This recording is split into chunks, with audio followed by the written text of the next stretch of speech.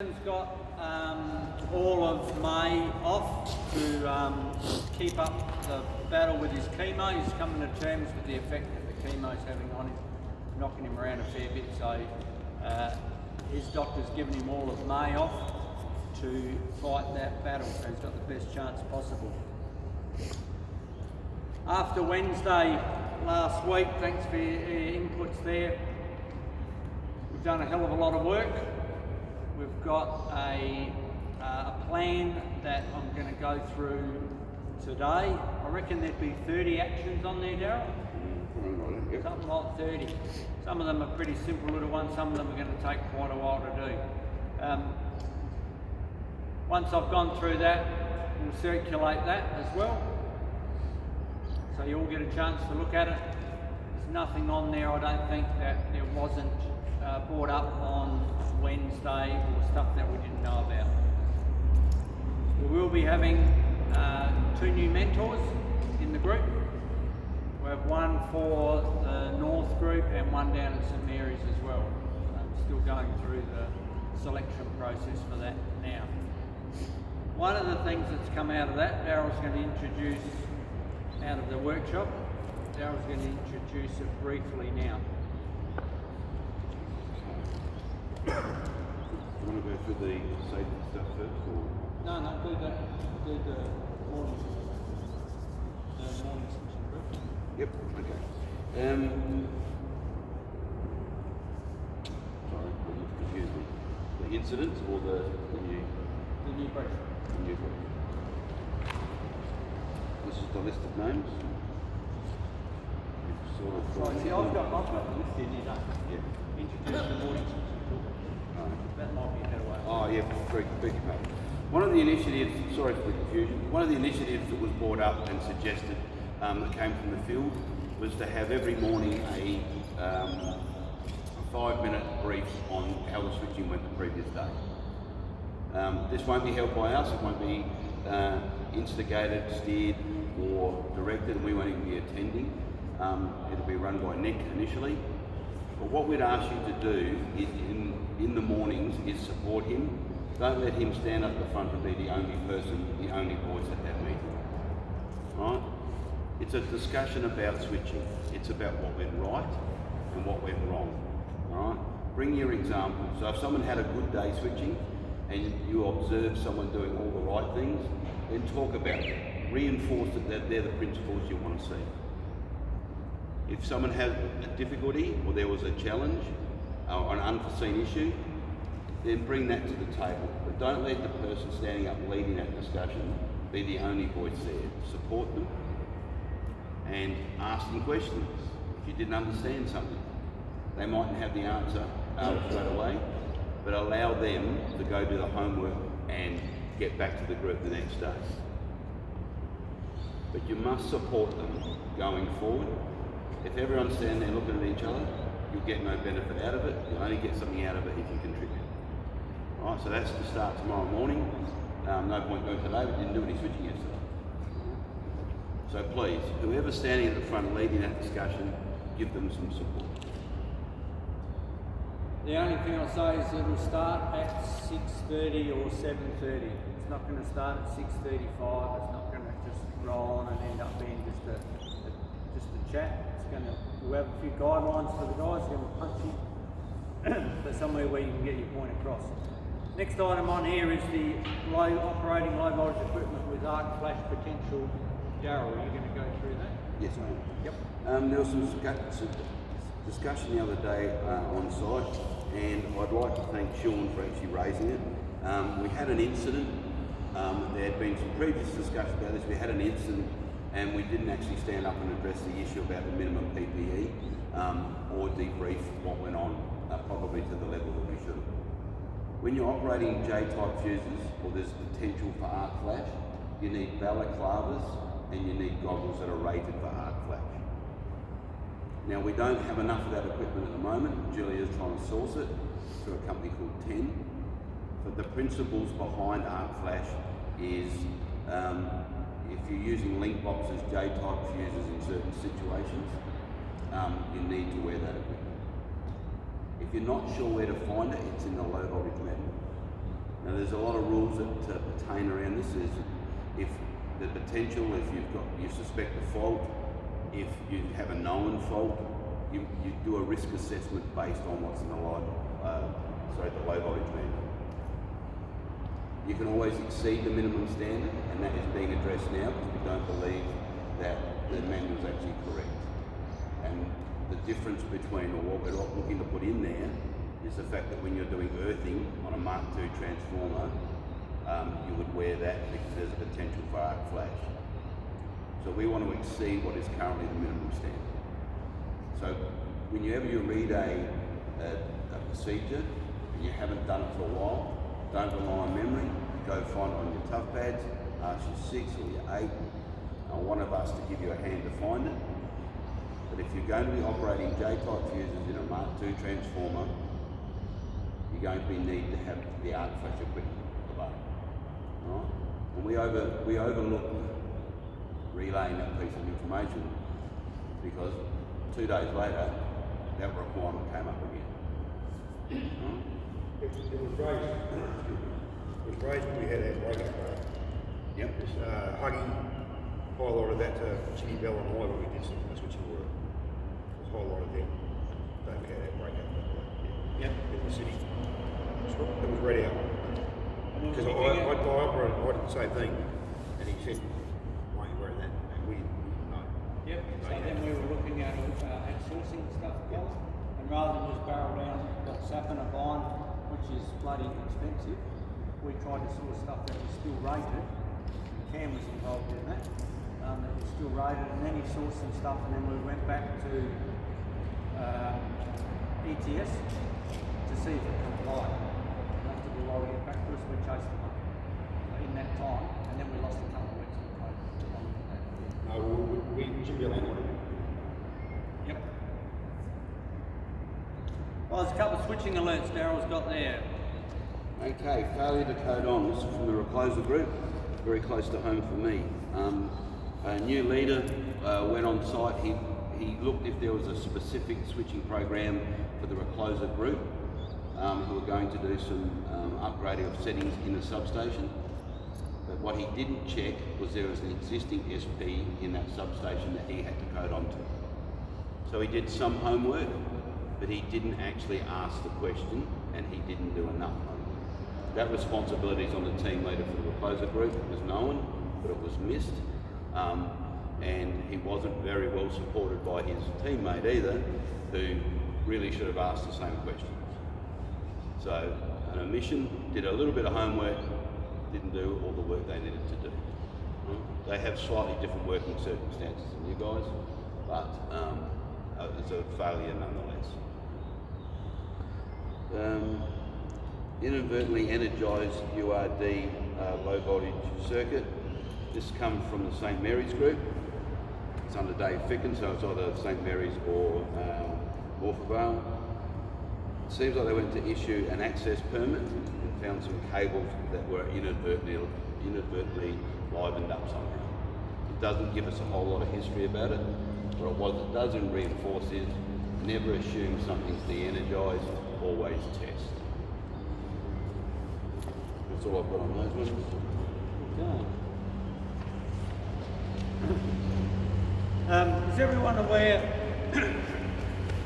that we've had to go back to a few jobs because of no bond on the neutral, no bond on the crossarm? Does everyone understand the difference between CMEN and MEN areas? Yep. So if you've got HV on a pole, metro area is pretty much all CMEN.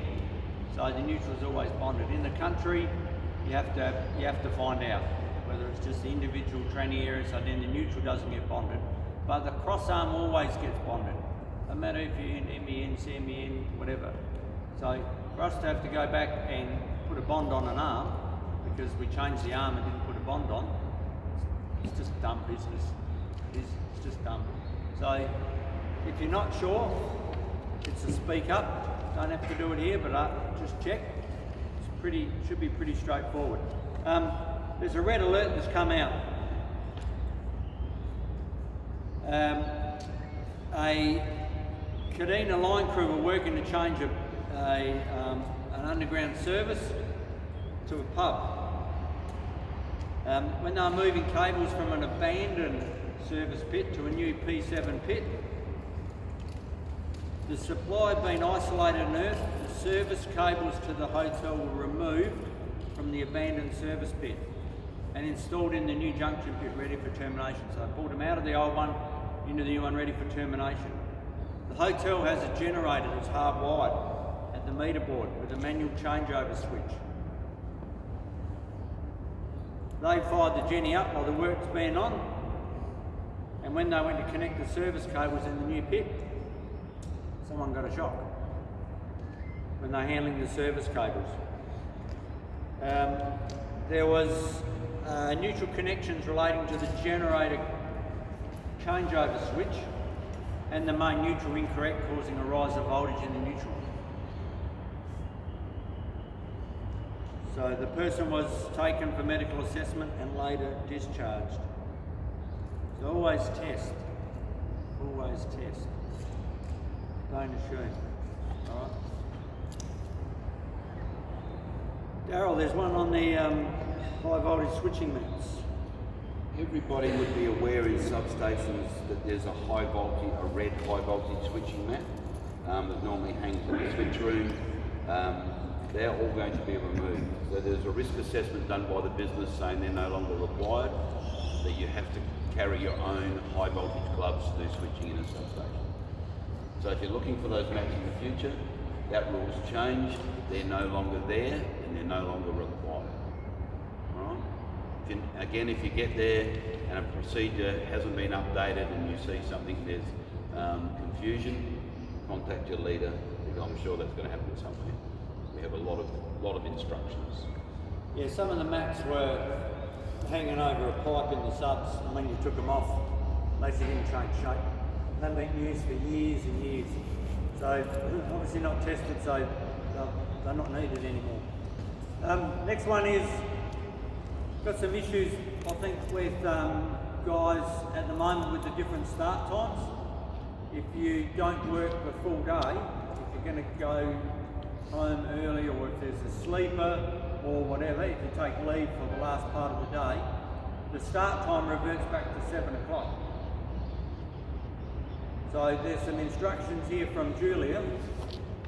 If you're on the 7:30, you must make an additional time entry in there. So we'll put that up out the back here. But pretty much you'll do yourself out of dough if you don't follow this. You'll be half hour short. Okay, so it's about changing your start time. I don't know, I don't use this process, but it's only 3-4 little steps, so it can't be rocket science.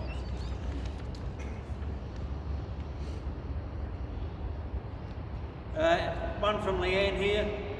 If there's any defect issues on your truck, please enter it in the defect app before Thursday, as Fleet will rectify it on the next RDO. It's less disruptive for our business. If you've got a defect on your truck, you should be entering it on the day that you find it anyway. But certainly make sure that it's before Thursday, and then they'll be here. They were here yesterday. They do quite a lot of work on the trucks on the RDOs. Housekeeping, Mark. Gentlemen, just from a few observations from a couple of people, just noticed that the housekeeping has fallen in the depot just a little bit.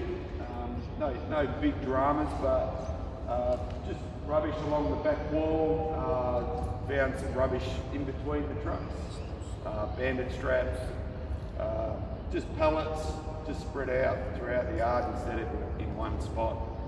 Another one was Bruce noticed there was a whole heap of bolts in the green bin. You know, that in particular isn't on. So once all that green rubbish goes wherever it goes, you know, they put it through a mulcher, and the damage it will do to them machines with a whole heap of bolts in them is not good for that company. So I think we just need to pick it up just a little bit and just take a bit more pride in the depot. Take that extra time just to make sure everything's spick and span. Good point. Bruce did the ladder inspections yesterday. We just want you to make sure before you drive out that your ladder is secured properly on your vehicle, because he's had them off and put them back on to do the inspection. So thanks, Bruce, for doing the inspections. Well done. Saves everyone else having to do it, but you just need to check your ladder secured. And one from Al here, just the forklift. Still, just make sure if you're the first one on it in the morning, pre-start. Must be done before you fire it up. Just with the ladders, I think we found one, I think it was on Sean's truck, had a big chunk out of the side. Did we swap that out, Bruce, or? No, so maybe have a look at that. Have a look over your ladder this morning, and I think there's another one placed in the container out the back. Yeah, not sure. We'll get that inspected and do whatever we need to do with that ladder. The only other thing, so the switching, we had the suspension lifted with the proviso that we actually work on our improvement plan, but also that in the interim that either myself, Daryl, Justin, Cam, or one of the mentors sit in on every switching brief, HV and LV, just to make sure that and reinforce the good things that came out of the key points that came out of Wednesday. So that's the suspension, and that'll happen until further notice. It's going to be a little challenging this morning because there's a fair bit of briefing to go on here and in the North Group. One other thing that we want to do is we're just going to split you up, and if the following people can go with Daryl, so Justin, Cam Fraser, Ben Squared, Ben and Ben, Nick, who's not here,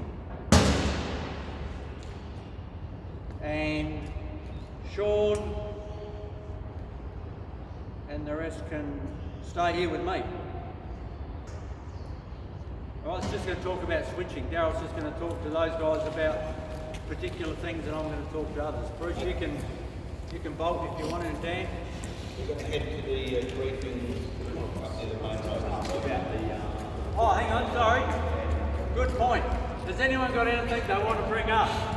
Good challenge, Sean. I just wanted to ask you about the bonding. Obviously, when you're doing a cross-arm change, you need to do an arm bond. But the CMEN bond, if there's not an existing one, is that part of a cross-arm change, or is that an additional task if there is no current CMEN? So how long will it take us to do it? Probably 5 minutes. 5 minutes? Yeah, not long, is it? No. Yeah. So is that an additional task we can get approval for, or? No, that would be just value add. Okay. But put it in the notes, Yeah. cross-arm bond, new CMN bond, not there. Just make sure that it is a CMN here and you have a little pocket MEN, Yeah. especially in the country. It's likely to be MEN. Yeah. It's like the bigger towns. So yeah, that would be my 5 minutes, under 5 minutes, one thing. Yep, we can just do it when we're there. Anyone else got anything they want to talk about? Neil? Just when you're looking at those face shields and things, I had to switch on Friday. We were wearing these with a balaclava, they just steam up because all the heat's coming from underneath and you couldn't see much at all. It's that steamy. We're actually going to get, not the face shields, we're going to get the goggles. Okay, that's Yeah, and we spoke to Seb about that, about what he thought would have been best in his situation. And the visors, unless you have the one that's got the bit that comes right under your chin, and they would be a personal issue, so you're going to fit them on the trucks as well, and keep them in good nick so they're not scratched, so you can see through them. So we spoke to Seb about what he thought. We thought the goggles were a better option with the balaclava. If he had that on, he would have been fine. Yeah. Yeah, all right. Anyone got anything else? So I encourage you at the switching toolboxes that we will be having every day except on the day when there's a big toolbox, and we'll summarise what was brought up the week before so the South Crew can learn from the North Crew, vice versa. Need to have input, need to stay on track. It's an opportunity to spread some knowledge. Okay? Thanks, be safe.